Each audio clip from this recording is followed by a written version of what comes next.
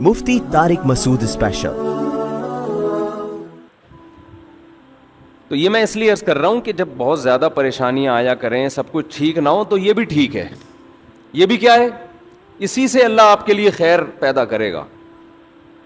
ایک بچہ آپ کا بگڑا ہوا ہے، انسان کا بچہ نہیں بن رہا، یہ بھی ٹھیک ہے، کوشش کرو اس کو انسان کا بچہ بنانے کی۔ لیکن اللہ کا نظام یہی ہے کہ سارے ٹھیک بھی نہیں ہوتے۔ بتاؤ مجھے، یعقوب علیہ السلام سے زیادہ اپنے بچوں کی کون اچھی تربیت کر سکتا ہے؟ پیغمبر تھے نا وہ، خاندان بھی سارا مسلمان، 13 بیٹے ہیں جن میں 11 بگڑے ہوئے، 2 صحیح تھے۔ سمجھ میں آ رہی ہے بات؟ 11 کیا تھے؟ بگڑے ہوئے تھے، پیغمبر کے بیٹے 2 کیا تھے؟ صحیح تھے۔ ان 11 کو 2 سے حسد ہوا اور بھائی کو کنویں میں ڈال کے ساری زندگی اپنے باپ کو رلایا انہوں نے۔ آخر میں توبہ کی ہے، خیر کر لی توبہ۔ تو بس یہ دنیا کا نظام ہے بھائی۔ اور اس میں یہ بھی ذہن میں رکھیں، کوئی نیک آدمی ہو، اس کی اولاد کو دیکھ کے تبصرہ نہ کریں کہ یار بڑا بنا پھرتا ہے، بچے دیکھو کیا کر رہے ہیں۔ او بھائی، بڑا بنا پھرتا ہے، بچوں کی تربیت کی کوشش کی ہوگی مگر تربیت نہیں ہوئی۔ لوگ کہتے ہیں وہ بڑا نیک بنا پھرتا ہے، اس کی بیوی دیکھو بے پردہ گھوم رہی ہے۔ بھائی نہیں کنٹرول ہوگا اس کو اپنی بیوی پہ، کیا کر سکتے ہیں یار؟ نہیں کنٹرول ہوگا۔ سوال پیدا ہوتا ہے چھوڑ کیوں نہیں دیتا؟ پھر بھائی چھوڑنے میں اس کو پتا ہے نقصان اور زیادہ ہے۔ لوط علیہ السلام کی بیوی کافر تھی، اس زمانے میں کافر سے نکاح جائز تھا، تو لوط علیہ السلام نے طلاق کیوں نہیں دے دی اس کو؟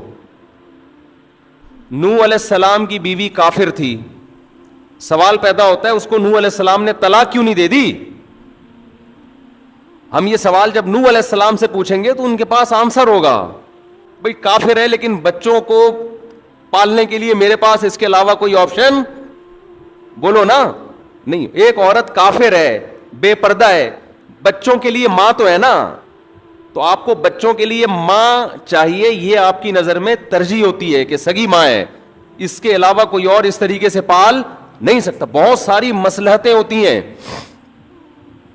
بعض لوگ کہہ رہے ہوتے ہیں وہ اتنا بڑا مولوی بنا پھرتا ہے، اتنی بڑی داڑھی ہے اور پردے پر صبح و شام بیان ہے، اپنے گھر پہ تو کنٹرول نہیں ہے۔ تو گھر پہ کسی کے باپ کا بھی اس زمانے میں کنٹرول نہیں ہے۔ جو کہتا ہے نا میرا پورا کنٹرول ہے اس زمانے میں، جھوٹ بول رہا ہے وہ۔ یا تو چنگیز خان بن جاؤ، ان کا کنٹرول ہوتا ہے، پھر ہر وقت ڈنڈا ہاتھ میں گھماتے رہو، مارتے رہو، توڑتے رہو۔ آج تھپڑ مار دیا، آج بیوی کا گھٹنا توڑ دیا، آج اس کی ناک پھوڑ دی۔ ایسا کوئی جلاد اور چنگیز خان بن کے کنٹرول کیا ہوا ہو تو ایک الگ بات ہے، لیکن پھر خود خراب ہو جائے گا بھائی۔ جو اس طرح سے چلے گا تو خود کی تو کتنا بد اخلاق بن جائے گا نا۔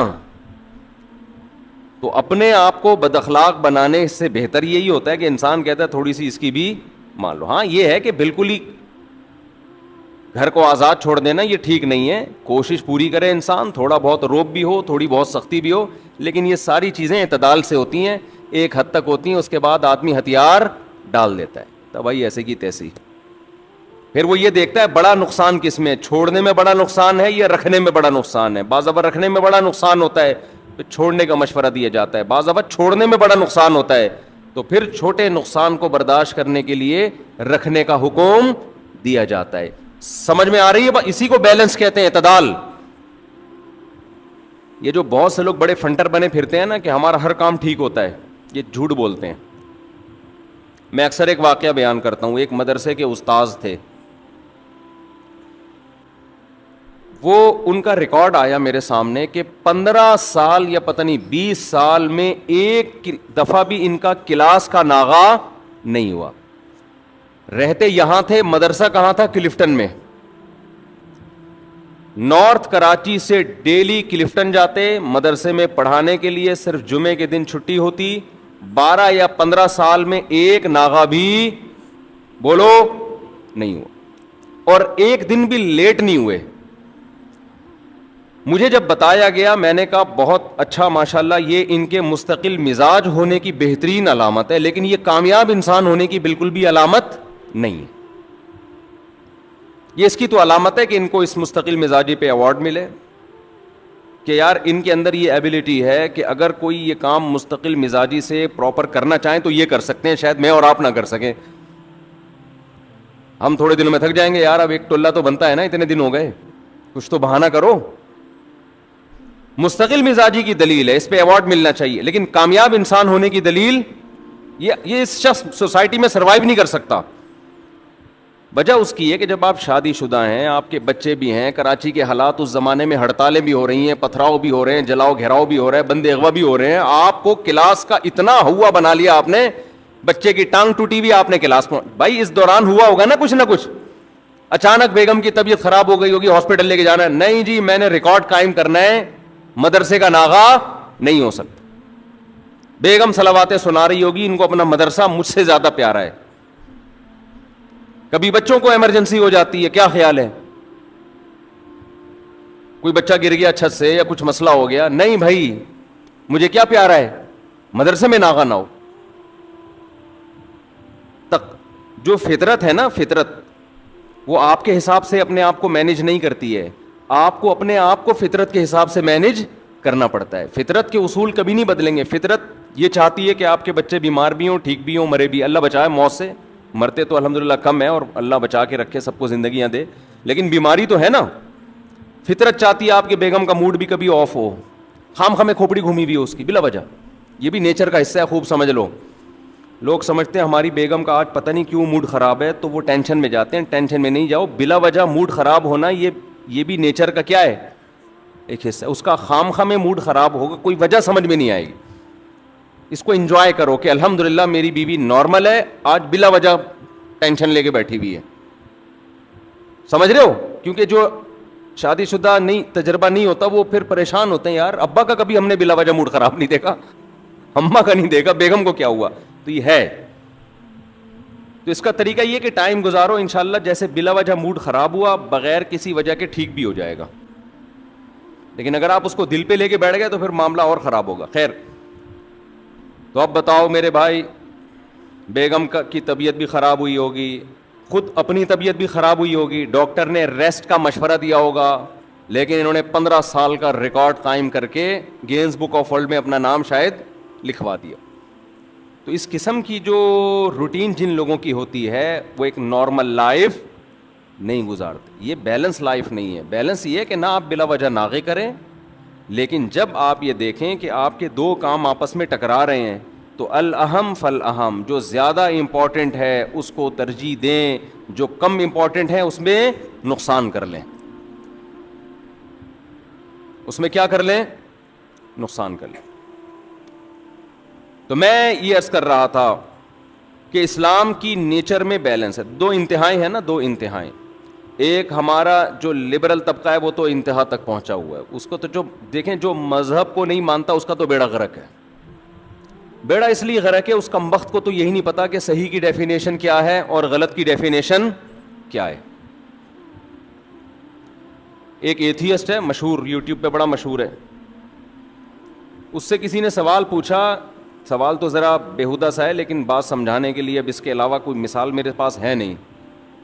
اس سے کسی نے پوچھا کہ اپنی سگی بہن سے نکاح کرنے کو تم کیسا سمجھتے ہو. اس نے کہا بہت برا سمجھتے ہیں ہم, یہ گندگی ہے, یہ برائی ہے. پوچھا اس کی دلیل کیا ہے برے ہونے کی, اس کی دلیل کیا ہے کہ یہ برا عمل ہے. تو مثال دے رہا ہے کہ جو کہیں نجاست پڑی ہوئی ہو نا, وہ محسوس کرنے سے پتہ چل جاتا ہے کہ کیا ہے, یہ گندگی ہے. اس کے لیے دلیل دینے کی ضرورت نہیں ہے. کوئی بھی انسان جب اس پخانے کو, گندگی کو دیکھے گا تو گھن آئے گی اس کو. کوئی بھی شریف انسان ہوگا وہ بہن سے نکاح کا تصور بھی نہیں کر سکتا. یہ اس کو کہتے ہیں الو بنانا بڑے بہترین طریقے سے. ایسا جواب دینا کہ سامنے والا کیا بن جائے, الو بن جائے. آپ نے دلیل یہ دی ہے کہ جو چیز آپ کو محسوس ہو رہی ہے گندگی, تو اس کی کوئی ڈیفینیشن نہیں ہے. وہ ہر آدمی کو محسوس ہوگی, پتہ چل جائے گا کہ یہ گندگی ہے. آپ بتاؤ, ایک شریف آدمی کو لڑکے سے سیکس کرنا گندگی محسوس ہوتی ہے کہ نہیں ہوتی, جو نیچر پر ہو. جس کام سے کتوں کو بھی گندگی محسوس ہوتی ہے, بلے کو بھی, مرغے کو بھی, گدھے کو بھی, گھوڑے کو بھی. کبھی آپ نے دیکھا جانور ہومو سیکسولیٹی کرتے ہوں؟ کبھی بھی نہیں کرتے. تو اگر میں ایسی دلیل کی بیس پہ یہ کہوں کہ مجھے کسی شخص کو اس سے گندگی محسوس ہوتی ہے, لہذا یہ بھی گندا ہے. تو کیا لبرل لوگ آج مانیں گے اس بات کو؟ وہ تو لا پاس کر رہے ہیں. بات یہ ہے کہ آپ کو اس سے گندگی اس وقت تک محسوس ہو رہی ہے جب تک آپ میں مذہب کے اثرات ہیں. جہاں آپ نے مذہب سے بغاوت شروع کر دی تو گندی چیز آپ کو گندی لگنا ختم ہو جائے گی. گندی چیز گندی لگنا ختم ہو جائے گی آپ کو. تو یہ جو ملحد یا ایتھیسٹ کو اگر بہن سے نکاح میں بدبو آ رہی ہے نا, یہ مذہب کی وجہ سے آ رہی ہے, کیونکہ اب تک دنیا پہ غلبہ کس کا رہا ہے؟ مذہب کا. لیکن جس طرح سے آپ مذہب کو اپنی ڈکشنری سے آہستہ آہستہ نکال رہے ہو تو اس گندگی میں آپ کو گندگی فیل ہونا ختم ہو جائے گی. اور یہ ایسی حقیقت ہے کہ آپ جو ملحد لوگ ہیں نا ان کی دعوتیں اٹھا کے دیکھیں, جن کے خاندانوں میں مذہب بہت پہلے سے ختم ہو چکا ہے, وہ اس عمل کو گندگی نہیں کہتے, وہ اس کو پروموٹ کرنے کے لیے کتابیں لکھ رہے ہیں. میں سمجھا پا رہا ہوں اپنی بات کہ نہیں سمجھا پا رہا؟ یہ جو لبرل, جو سیکولر, جو ملحد لوگ ہیں, جو یہ کہتے ہیں کہ بہن سے نکاح کرنا میں گندگی ہے, یہ وہ لوگ ہیں جو پاکستانی ہیں, صاف لفظوں میں یوں کہہ سکتا ہوں, جن کے باپ دادا میں مذہب کے اثرات بولو رہے ہیں. لیکن آپ گورا جو ملحد ہے, ایتھیسٹ ہے, جو بہت پہلے سے چلا آ رہا ہے, وہ اس عمل کو گندگی نہیں سمجھتا. آپ نے مدار رکھ دیا فیلنگ پہ, تو فیلنگ چینج ہونے میں ٹائم نہیں لگتا. یہ ایل جی بی ٹی کا جو قانون ہے, اس میں کیا ہے کہ جس کو جو فیلنگ ہو رہی ہے وہ وہی ہے. میں نے فیلنگ بچانے کے لیے تو آپ کو 4 شادیوں کا مشورہ دیا تھا نا, وہ میرا کلپ بڑا مشہور ہوا ہے. وہ سارا فیلنگ ہی کا تو چکر ہے کہ ابے فیلنگ کو اپنی نیچر پہ رکھنے کے لیے آپ اگر ستار ہو تو قیامت تک ستار ہی رہو, آپ شبنم بننے کی کوشش نہ کرو. آپ اگر محمود ہو تو محمود رہو, جلدی شادی کرو, محمود رہو گے, ورنہ محمودہ بن سکتے ہو آپ. وہ سارا سیٹ اپ ہی یہی ہے کہ اب سیکولر قوتیں اتنی مداخلت کر رہی ہیں کہ ہماری جو فیلنگز جو نیچر پہ تھیں وہ فیلنگ ہماری کیا ہو رہی ہے آہستہ آہستہ چینج. ابھی جو فلم آ رہی ہے نا جس پہ بڑا پھڈا ہو رہا ہے, سینما گھروں میں کوئی فلم دکھائی جانے والی ہے, کہا جا رہا ہے جس میں بڑا جھگڑا ہو رہا ہے, تو اس کا فلم کا کیوں علماء اس کے خلاف ہیں؟ وہ فلمیں آپ کی فیلنگز چینج کر دیں گی. جب لڑکوں کو لڑکوں کے ساتھ دکھایا جائے گا, ہیجڑوں کو دکھایا جائے گا, تو آپ کی فیلنگز آہستہ آہستہ کیا ہو جائیں گی؟ چینج. انسان کو فطرت پہ قائم رکھنے کے لیے محنت کرنی پڑتی ہے, اور فطرت سے ہٹانے کے لیے بھی محنت کرنی پڑتی ہے. جانور کو اللہ نے جس نیچر پہ پیدا کیا وہ اسی پہ رہتا ہے. جانور کو نیچر پہ چلانے کے لیے کسی محنت کی ضرورت نہیں ہے. انسان کو اس کی نیچر پہ قائم رکھنے کے لیے مذہب کی ضرورت ہے. فطرت اللہ التی فطر الناس علیہا, اللہ کہتے ہیں وہ مذہب اسلام ہے جس پہ اللہ نے لوگوں کو پیدا کیا. جب تک آپ اسلام کو فالو نہیں کرو گے آپ نیچر پہ قائم رہ نہیں سکتے, آپ کی نیچر چینج ہو جائے گی. تو ہمیں جو مذہب اور اسلام کی ضرورت ہے صرف آخرت کے لیے نہیں ہے, ہمیں دنیا میں نیچرل لائف گزارنے کے لیے بھی گائیڈنس کی ضرورت ہے پیغمبروں کی. بہت مشکل ہے یار, بات سمجھانا بڑا مشکل تھا. دیکھو مجھے ایک بات بتاؤ, دو چیزیں انسان کو چیلنج ہیں, دو. یہ چیلنج جانوروں کو نہیں ہے, دو چیلنج. نمبر 1 فطرت کی ڈیفینیشن کیا ہے, نمبر 2 اس فطرت پہ چلنا کیسے ہے. یہ 2 کام ہوں گے تو پھر انسان سیدھے راستے پہ چلے گا. بہت اہم پوائنٹ کی بات ہے, اس کو نوٹ کر لیں آپ لوگ. جانور کے سامنے یہ دونوں چیلنج نہیں ہے. کیوں؟ احسن کل شیء خلقہ ثم ہدا, اللہ نے فرمایا ہم نے ہر چیز کو بہترین انداز سے پیدا کیا, پھر اس کو اس کی نیچر کے راستے پہ دھکا دے کے چلا دیا ہے. تو جانور جو ہے پیدا ہی نیچر پہ ہوتا ہے اور چلتا بھی آٹومیٹیکلی کس پہ ہے؟ نیچر پہ. انسان دخل اندازی کر کے اس کو نیچر سے ہٹا دے تو ایک الگ بات ہے, نارملی وہ نیچر ہی پہ چلتا ہے.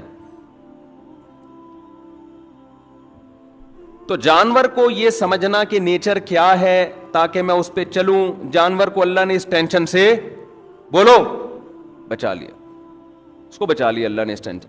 وہ پیدا ہوتے ہی نیچرل لائف اس کی اسٹارٹ ہو جائے گی.